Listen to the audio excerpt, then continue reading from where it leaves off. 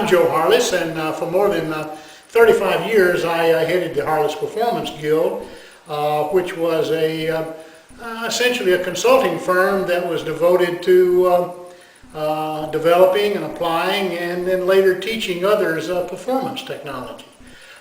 Like most of the other long-term theorists and practitioners in the field, my roots are in program instruction.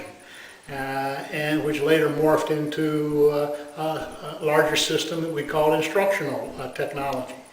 I and others then evolved performance technology as the macro system to performance technology over time, probably identifiable starting in the late 60s and early 70s. Now, I had a lot of influences in my own personal and professional evolution, certainly starting with Kepner and Trego's book, The Rational Manager, which essentially described a generic problem-solving model.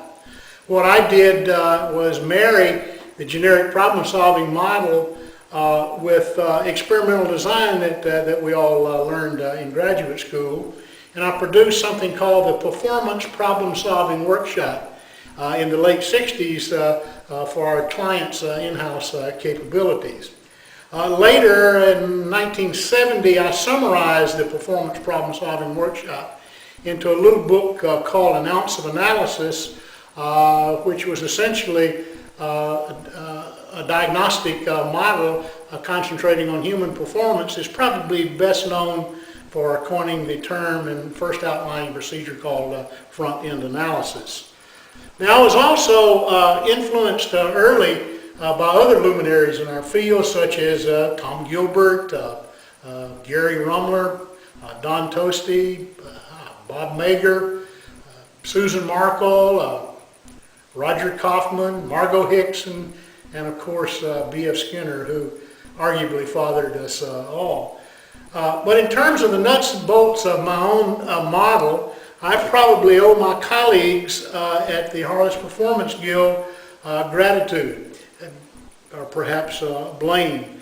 These included such ISPI luminaries that worked for us, like Claude Lineberry and Stephanie Jackson, Donald Bullock, Evan Orban, Lindsay Robinson, Bruce Stanton, and a whole host of other very bright people who refused to take what I said without testing it and often arguing about it. But I don't think there's a common definition of performance technology, and if I had to give a 30-second speech in an elevator about what it is, I'd probably define it as I always have, which is that performance technology essentially is a process, and it's a process for the analysis, design, development, and implementation and evaluation of interventions on human performance, of human performance that's worthy to the goals of the organization and perhaps to society as a whole.